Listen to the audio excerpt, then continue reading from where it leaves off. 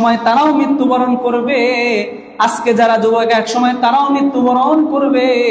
আজকে যারা প্রৌঢ়ত্বে পৌঁছে গেছে, আজকে যারা বার্ধক্যে নিপতিত হয়ে গেছে, যাদের বয়স অনেক বেশি হয়ে গেছে, 80 হয়ে গেছে, 90 হয়ে গেছে, 100 হয়ে গেছে, তাদের এক পা তো কবরে চলেই গেছে, আরেক পা কবরে চলে যেতে যতক্ষণ বাকি। আজরাইল আলাইহিস সালাম আসবেন, আমাদেরকে নিয়ে চলে যাবেন। দুনিয়ার যত রং তামাশা, দুনিয়ার যত খেল তামাশা সবকিছু বন্ধ হয়ে যাবে। আমাদের আত্মীয় স্বজনরা আমাদের থেকে সরে যাবে, বিবি আমাদের থেকে সরে যাবে, সন্তান আমাদের থেকে সরে যাবে, আত্মীয় স্বজন বন্ধু বান্ধব সবাই আমাদেরকে পরিত্যাগ করে যার যার গন্তব্যে চলে যাবে। কামিয়াব। সবাই তো মৃত্যুর স্বাদ গ্রহণ করবে, প্রতিটি প্রাণী মৃত্যুর স্বাদ গ্রহণ করবে, আমরা মানুষও মৃত্যুর স্বাদ গ্রহণ করব। তবে মৃত্যুর স্বাদ গ্রহণ করার পরে কে কামিয়াব হবে, কে কামিয়াব হবে না, এই ব্যাপারে আল্লাহ জানাই দিলেন যে জাহান্নাম থেকে মুক্তি পাবে, জান্নাতে প্রবেশ করবে, সেই ব্যক্তি ফাকাদ ফাজ, সবচেয়ে বড় কামিয়াব। এজন্য আমাদের সবাইকে মৃত্যুর স্বাদ গ্রহণ করতে হবে। আমি যতই বড়ই হই না কেন, আমি যতই প্রভাব প্রতিপত্তিশালী হই না কেন, আমার যতই অহংকার থাকুক, যতই দম্ভ থাকুক, আমি যত বড়ই হই, মৃত্যুর স্বাদ আমাকে গ্রহণ করতেই হবে। পৃথিবীর মধ্যে সবচেয়ে সুনিশ্চিত বিষয় হচ্ছে মৃত্যু। কোনো কিছুর জন্ম হওয়া এটাই ইঙ্গিত বহন করে সে একজন মৃত্যুবরণ করে। কোনো কিছু তৈরি করা এটাই ইঙ্গিত বহন করে যে এটার একদিন না একদিন ধ্বংস অবশ্যই আছে। আমাদের মৃত্যু কত কাছে দেখেন।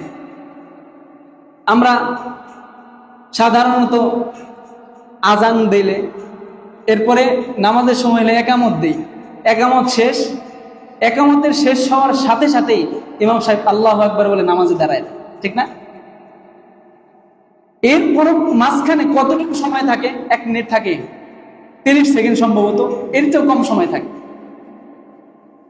তো এতটুকু সময় একামত এবং নামাজ দাঁড়ানোর মাঝে।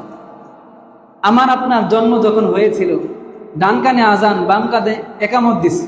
এখন বলেন জানাজার নামাজ পড়তে কতটুকু সময় বাকি আছে? এমন হইতে পারে 30 সেকেন্ডের মধ্যে আমি শেষ। এমন শেষ জন্ম নেয় না?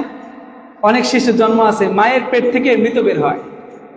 অনেক শিশু এমন ভূমিষ্ঠ হয় যারা ভূমিষ্ঠ হওয়ার পরে দুনিয়ার আলো বাতাস 1 মিনিট, 2 মিনিট, 5 মিনিট দেখার পর মৃত্যুবরণ করে। আমার ডান কানে আজান, বাম কানে একামত দেওয়া হয়ে গেছে অনেক আগে। এখন জানাজার নামাজ প্রস্তুত হতে যতক্ষণ, আমাকে জানাজা পড়িয়ে দাফন করে দেওয়া হবে, শেষ। দুনিয়ার রং তামাশা শেষ, দুনিয়ার চ্যাপ্টার ক্লোজ, বন্ধ হয়ে যাবে। এই জন্য আল্লাহ রাব্বুল আলামিন বললেন ওয়ালিকুল্লি উম্মাতিন আজাল। প্রত্যেকটা জাতির, প্রত্যেকটা মানুষের একটা মৃত্যুর নির্ধারিত সময় আছে। এই মৃত্যুর নির্ধারিত সময়ের মধ্যে সেই ব্যক্তি মৃত্যুবরণ করবে। ফাইদা জাআ আজালুহুম, যখন তাদের মৃত্যুর সময় চলে আসবে, লা ইস্তাখিরুনা সাআতাও ওয়ালা ইস্তাকদিমুন। যখন বান্দার মৃত্যুর সময় চলে আসবে, মৃত্যুর সময় চলে আসার পর মালাকুল মউত তার জান কবজ করার জন্য চলে আসবে, তখন মালাকুল মউত কারো জন্য সামান্য সময় বিলম্বিত করবে না এবং সামান্য সময় আগেও তার জান কবজ করবে না। অহংকারী এক বাদশার ঘটনা। এক বাদশা তার রাষ্ট্রীয় সফরে বের হবে, অনেক সৈন্য সামন্ত জমা করেছে, অনেকগুলো ঘোড়া জমা করেছে, অনেক বাহন সে জমা করেছে।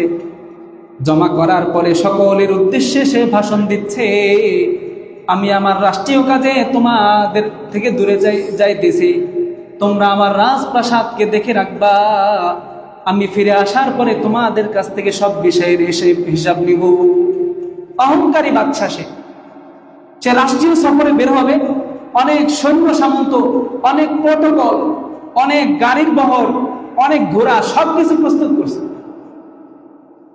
যখন তিনি রাজ্য থেকে বের হয়েছেন, কিছু দূর যাওয়ার পরে একটা ফকির তার সামনে দাঁড়াইছে, ভিক্ষুক ব্যক্তি। দাঁড়ানোর পরে বলতেছে, বাদশা মহোদয়, আপনার সাথে আমার কথা আছে, একটু দাঁড়ান। বাদশা ছিল অহংকারী, ফকিরকে ডাক দিয়ে বলতেছে, রাষ্ট্রীয় সফরে আমি যাইতেছি, তোমার সাথে আমার কোনো কথা থাকতে পারে না, তোমার সাথে আমার কোনো কথা নাই, তুমি আমার রাস্তা ছেড়ে দাও, আমাকে যেতে দাও। কারণ সে তো অহংকারী, দরিদ্র মানুষের কোনো গুরুত্ব তার কাছে থাকবে না, স্বাভাবিক।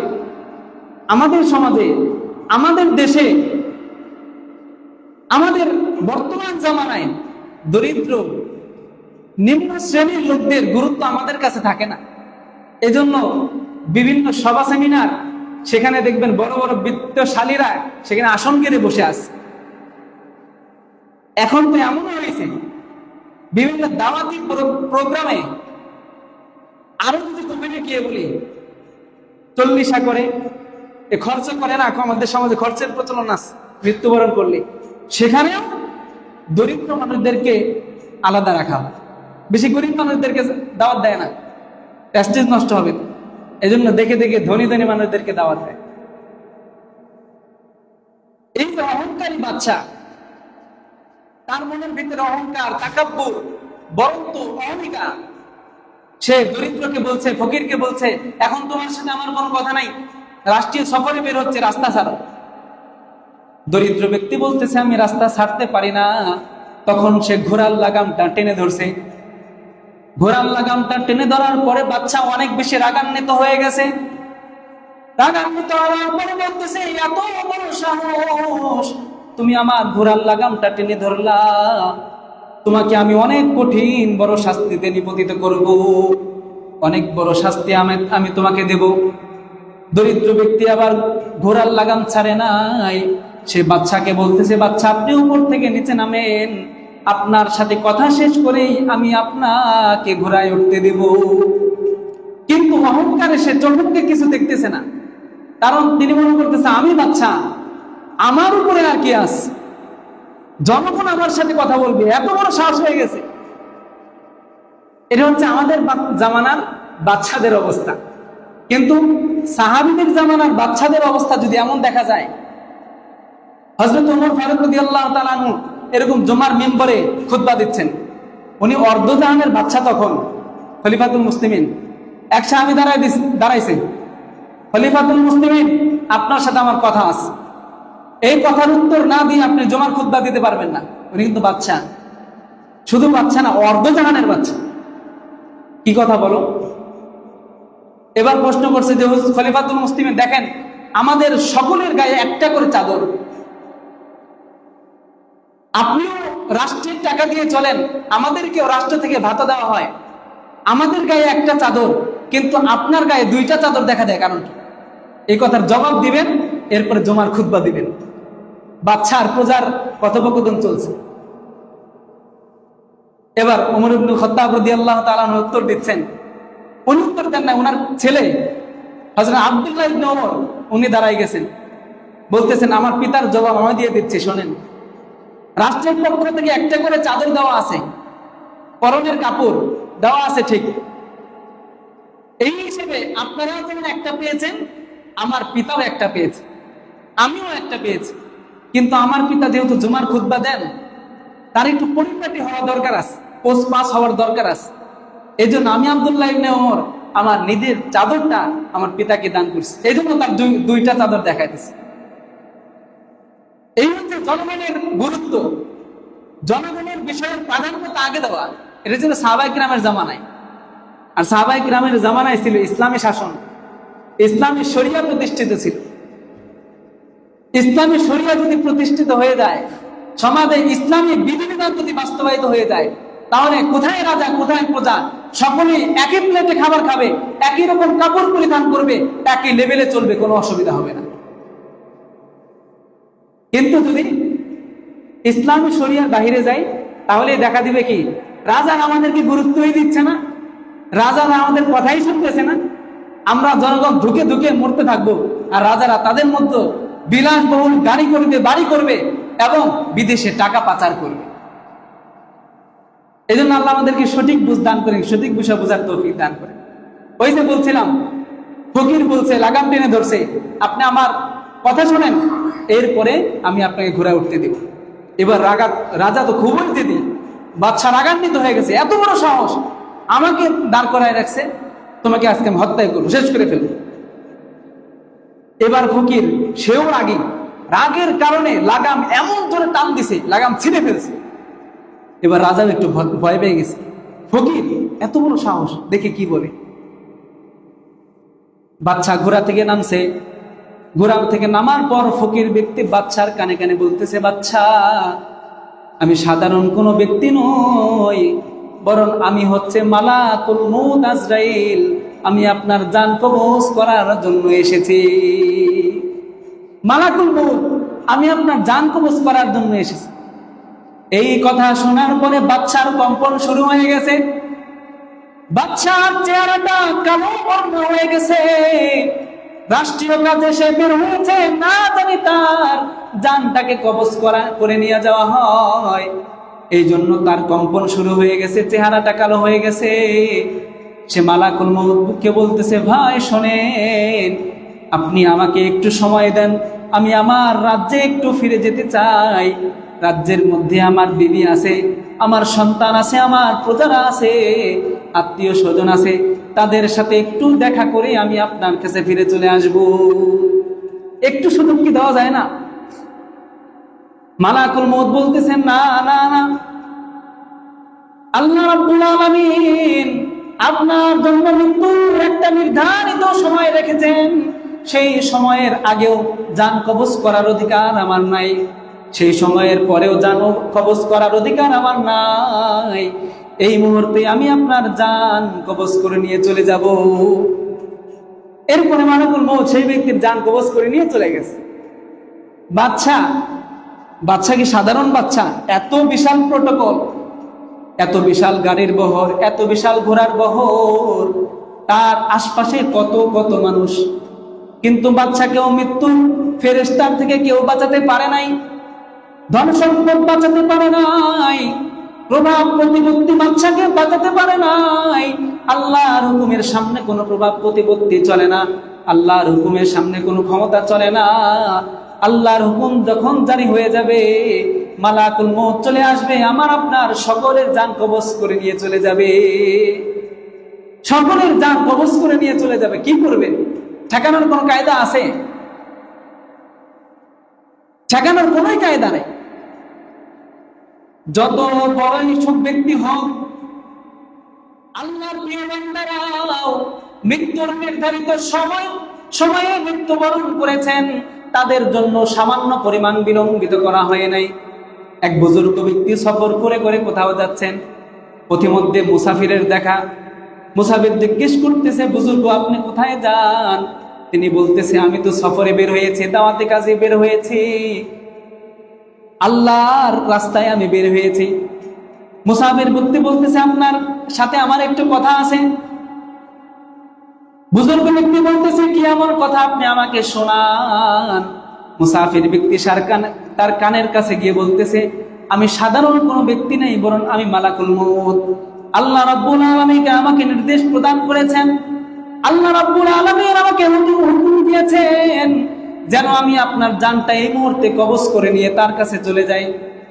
সেই ব্যক্তি বলতেছে, তিনি তো বুজুর্গ মানুষ ছিলেন, আল্লাহর ওলি ছিলেন, তিনি বলতেছেন, আল্লাহ রাব্বুল আলামিন যেহেতু নির্দেশ প্রদান করেছেন, আপনি আমার জানটাকে কবজ করেন।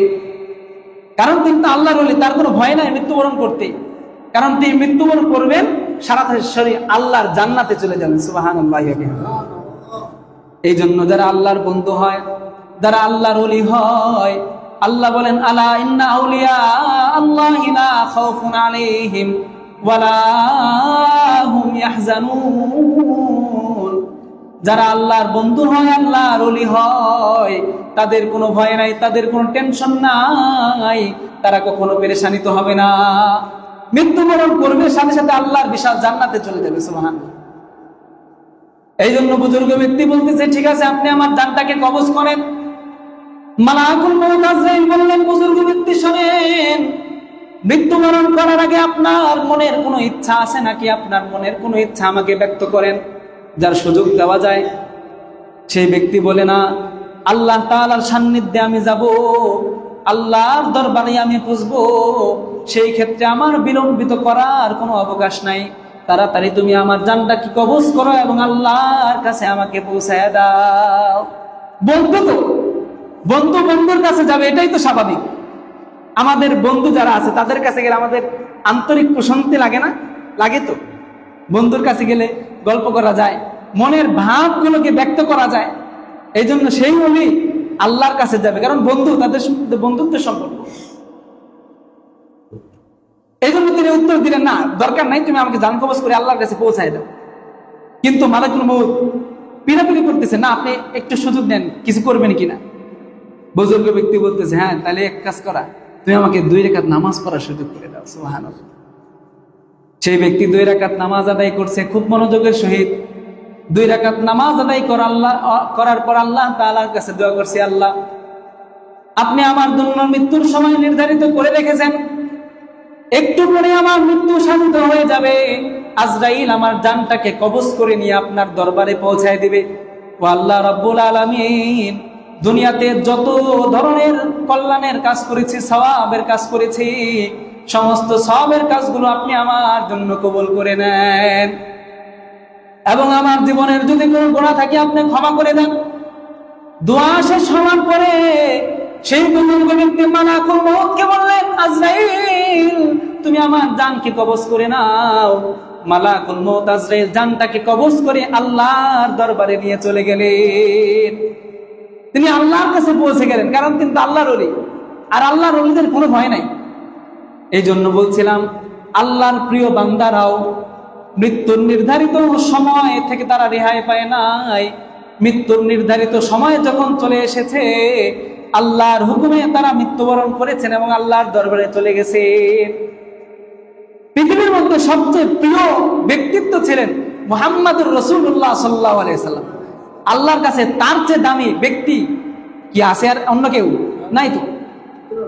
তিনিও মৃত্যুর নির্ধারিত সময়ে মৃত্যুবরণ করেছেন, তারও দুনিয়া থেকে চলে যেতে হয়েছে। আমরাও কি থাকবো? মনে হয় আমাদের থাকার সম্ভাবনা আছে? আমাদের কারোর থাকার সম্ভাবনা নাই, বরং নিশ্চিত কথা এই যে আমরা সবাই মৃত্যুবরণ করব।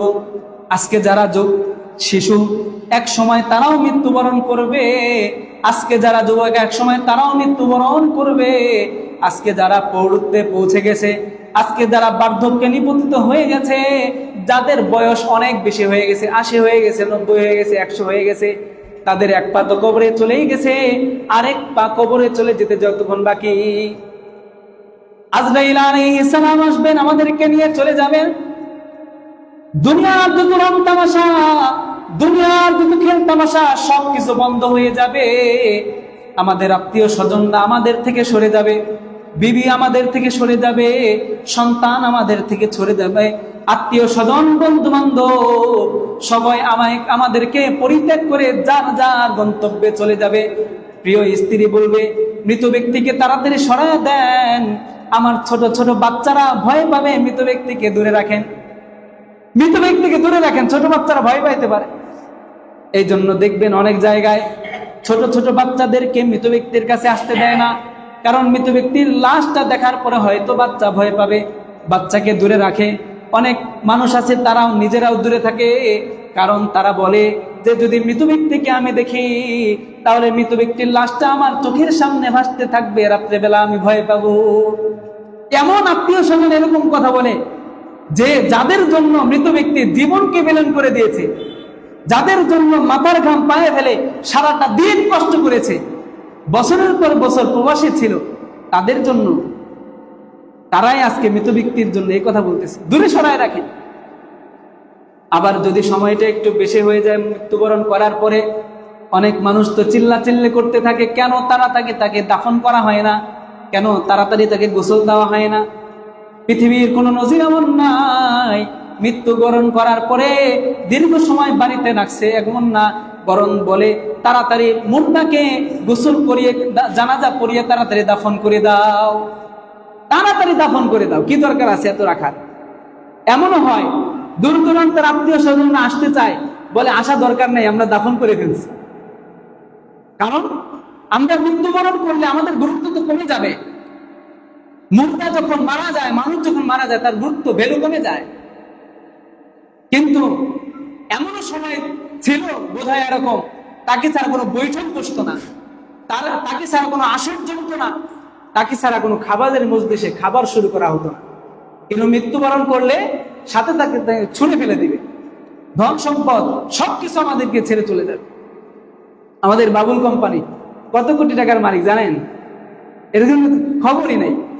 কিন্তু যখন মৃত্যুর সময় চলে আসছে, মৃত্যুর আজরাইল মালাকুল মউত তার কাছে চলে আসছে, আমাদের শোনা কথা, তার পরিবার থেকে ডাক্তারদেরকে এমন প্রস্তাব করা হয়েছিল, তোমাদের যত টাকা লাগে আমরা তোমাকে দেব, কিন্তু আমাদের লোককে তোমরা বাঁচাইয়া দাও। ডাক্তারের কোনো ক্ষমতা নাই, ডাক্তারের কোনো পাওয়ার নাই কোন মানুষকে বাঁচাইয়া দিবে। কোন মানুষকে বাঁচানো, কোন মানুষকে মৃত্যুদান করা একমাত্র আল্লাহ রাব্বুল আলামিনের হাতে। আল্লাহ রাব্বুল আলামিন যাকে চান মৃত্যুদান করেন, যাকে চান জীবিত রাখেন। আল্লাহ রাব্বুল আলামিন চাইলে কোনো এক পার্সনকে অল্প সময়ে মৃত্যুদান করবেন, আবার এমনও হতে পারে কোনো মানুষকে 100, 200, 300 বছর পর্যন্ত বাঁচিয়ে রাখবেন। এটা আল্লাহ তাআলা, নিতান্ত আল্লাহ তাআলার ক্ষমতা। এজন্য ধনসম্পদের অধিকার হয়ে গেলেও মানুষ মৃত্যুর হাত থেকে রেহাই পাবে না। এক কৃপণ ব্যক্তি ছিল, অনেক বেশি কৃপণ, ধনসম্পদ আল্লাহর রাস্তায় কখনো খরচ করতো না, মসজিদে ব্যয় করতো না, মাদ্রাসায় দিত না, কোনো দরিদ্রদেরকে দান করতো না, সদকা দিত না, যাকাত দিত না। মৃত্যুর সময় চলে আসছে, সেই ব্যক্তি বুঝতে পারতেছে আমার এখন মৃত্যু সংগঠিত হয়ে যাবে। সন্তানদেরকে ডাক দিছে, ডাক দেওয়ার পরে বলতেছে, সন্তানরা শোনো, আমার তো অনেক বেশি ধনসম্পদ আছে, সব ধনসম্পদ তোমরা একত্রিত করো। ধনসম্পদ একত্রিত করা হয়েছে, টাকা পয়সা একত্রিত করা হয়েছে, সমস্ত আত্মীয় স্বজনরা আসছে। আসার পরে বলতেছে, হায় আফসোস, সারা জীবন এত টাকা পয়সা আমি অর্জন করলাম, আমার হয়তো মৃত্যু চলে আসবে, আমি মৃত্যুবরণ করার পর খালি হাতে কবরে যাব, এত টাকা পয়সা দিয়ে আমি এখন কি করব? এত টাকা পয়সা দিয়ে আমি এখন কি করব? সেই ব্যক্তি বলতে লাগলো, আমার ইচ্ছা হচ্ছে এই সমস্ত টাকা পয়সা আল্লাহর রাস্তায় খরচ করে দেই, মাদ্রাসায় দান করে দেই, মসজিদে দান করে দেই, ফকির মিসকিনদের দান করে দেই, কোনো উন্নয়নমূলক কাজ করে দেই। সেই মজলিসের মধ্যে ছিল মালাকুল মউত তাকে ডাক দিয়ে বলছে, ভাই শোনেন, আপনার অনেক বেশি ধন সম্পদ, কিন্তু এটা খরচ করার নির্ধারিত একটা সময় ছিল, এটা ব্যয় করার নির্ধারিত একটা সময় ছিল। আল্লাহ রাব্বুল আলামিনের পক্ষ থেকে আপনাকে যখন খরচ করার জন্য নির্দেশ প্রদান করা হয়েছে, আপনি খরচ করেন নাই, এখন আপনার মৃত্যুর সময় চলে এসেছে, আপনি চাইলেও খরচ করতে পারবেন না। আমি মালাকুল মউত, আমি আপনার জানটা কবজ করে নিয়ে চলে যাব, কবজ করে নিয়ে চলে যাবো, আপনি কিছুই করতে পারবেন না। এই জন্য ধনসম্পদ যদি আল্লাহ আমাদেরকে দান করে, আল্লাহর রাস্তায় খরচ করতে হবে, উন্নয়নমূলক কাজ করতে হবে। এলাকার মধ্যে, আশপাশে, সমাজের মধ্যে যারা দরিদ্র আছে, অসহায় আছে, তাদের পিছনে খরচ করতে হবে। যদি আমরা খরচ করতে পারি, তাহলে এই খরচ করার কারণে আল্লাহ রাব্বুল আলামিন হাসরের ময়দানে এর একটা উত্তম বিনিময় আমাদেরকে দান করবেন। যদি আমি সদকায়ে জারিয়ার কোনো কাজ করে যেতে পারি, কোনো মসজিদ তৈরি করে যেতে পারি, মাদ্রাসা তৈরি করে যেতে পারি, তাহলে দুনিয়া থেকে আমি চলে যাব, কিন্তু কবরে বসে বসে এর সওয়াব পেতে থাকবো। এটা সদকায়ে জারিয়া হবে। এই জন্য আল্লাহ আমাদেরকে, যাদেরকে ধনসম্পদ দান করেছেন, একটু খরচ করি না ভাই, এত কৃপণ হয়ে না যায়। এত ধনসম্পদ, আজকে আপনি চোখ বুঝেন, কালকে আপনার ধনসম্পদ বন্টন হয়ে যাবে। কালকে দেখবেন মামলা মোকদ্দমা হয়ে গেছে, কালকে দেখবেন বিচার কার্য হয়ে সমাজের অধিপতিরা আসছে বন্টন করতে, পাওনাদাররা চলে আসছে, আমার টাকা দেন, আমি তার কাছে টাকা পাই। তাহলে এত সম্পদ আমরা কি করব? আজ মরে গেলে কালকে সবকিছু শেষ। এজন্য বুজুর্গরা বলেন, মানুষের 3 ধরনের বন্ধু থাকে। কয় ধরনের বন্ধু? 3 ধরনের বন্ধু থাকে। মানুষ যখন মৃত্যুবরণ করার পর তার চোখটা বন্ধ হওয়ার সাথে সাথে প্রথম বন্ধু তার থেকে পৃথক হয়ে যায়। যখন মানুষকে গোসল করানো হয়, কাফন পরিধান করানো হয়, যখন তাকে কবরে রাখা হয়, তখন দ্বিতীয় বন্ধু তার থেকে পৃথক হয়ে যায়। আর যখন কবরে রাখার পর উপরে সামিয়ানা দেওয়া হয়, মাটি দিয়ে দেওয়া হয়, সেই কবরের মধ্যে তার 3 নাম্বার বন্ধু থেকে যায়। উলামায়ে কেরাম বলেন এই তিন বন্ধু হচ্ছে, এক নাম্বার বন্ধু হলো দুনিয়ার যশ খ্যাতি ধন সম্পদ। যখন কোন ব্যক্তি মারা যায়, চোখ বন্ধ হওয়ার সাথে সাথে প্রথম বন্ধু অর্থাৎ তার ধন সম্পদ তার থেকে পৃথক হয়ে যায়। যখন সেই ব্যক্তিকে কবরে রাখা হয়, দ্বিতীয় বন্ধু তথা আত্মীয় স্বজন, পাড়া প্রতিবেশী, ছেলে সন্তান, সমস্ত মানুষ তার থেকে পৃথক হয়ে যায়। তিন নাম্বার বন্ধু হচ্ছে তার আমল, হয়তো নেক আমলও হতে পারে, হয়তো খারাপ আমলও হতে পারে। সেই ব্যক্তি যদি নেককার হয় তাহলে তার নেক আমল তার বন্ধু হয়ে তার কবরে থাকে। যদি সে বদকার হয় তাহলে তার বন্ধু হয়, তবে সে ভালো বন্ধু নয়, বরং খারাপ বন্ধু। এই খারাপ বন্ধুর মাধ্যমে সে কবরের আযাব পেতে থাকে এবং সে খারাপ বন্ধুর মাধ্যমে সে জাহান্নামে পৌঁছে যায়। এই জন্য এটা তিন ধরনের বন্ধু উলামায়ে কেরাম বলেন। এই জন্য সিদ্ধান্ত আমাদের, আমরা দুনিয়া থেকে যে বন্ধুকে নিয়ে যাব, সেই বন্ধু কি ভালো বন্ধু হবে নাকি খারাপ বন্ধু হবে, আজকে থেকে আমাদের নির্ধারণ করা উচিত। এবং আমাদের মৃত্যুর সময় চলে আসার আগে মৃত্যুর সামানাকে তৈরি করা উচিত। আল্লাহ রাসূল সাল্লাল্লাহু আলাইহি ওয়াসাল্লাম বলেন, আল কাইয়িসু মান দানা নাফসাহু ওয়া আমিলা লিমা বাদাল মাউত। নবীজি সাহাবায়ে কেরামকে বললেন, তোমাদের মধ্যে সবচেয়ে জ্ঞানী ব্যক্তিকে তোমরা কি জানো? সবচেয়ে বিচক্ষণ, সবচেয়ে চালাক কোন ব্যক্তি তোমরা কি জানো? সাহাবায়ে কেরাম বললেন, আল্লাহ এবং তার রাসূলই ভালো জানেন। ইয়া রাসূলুল্লাহ, ইয়া হাবিবাল্লাহ, আপনি আমাদেরকে জানায় দেন মানুষের মধ্যে সবচেয়ে বিচক্ষণ কোন ব্যক্তি? আল্লাহ রাসূল সাল্লাল্লাহু আলাইহি ওয়াসাল্লাম বললেন, তোমাদের মধ্যে সবচেয়ে বিচক্ষণ ওই ব্যক্তি যে ব্যক্তি মৃত্যুবরণ করার আগে তার মৃত্যুর সামানাকে তৈরি করে, আমল নামাকে তৈরি করে, নেক কাজ করে, ভালো ভালো আমল করে। আর তোমাদের মধ্যে সবচেয়ে নির্বোধ ওই ব্যক্তি যে ব্যক্তি দুনিয়াতে থাকতেও কোনো নেক কাজ করে না, বরং সে খারাপ কাজের পাহাড় জমায়া ফেলে। এই জন্য মোহতারাম হাজিরিন, আপনাদের কাছে আমার আবেদন হচ্ছে, আমরা কি নেক কাজ করতে চাই, নেক কাজ করে বুদ্ধিমান হতে চাই, নাকি খারাপ কাজ করে নির্বোধ হতে চাই? সবাই নেক কাজ করে বুদ্ধিমান হতে চাই না ইনশাআল্লাহ? আল্লাহ তাআলা আমাদের সকলকে তৌফিক দান করেন।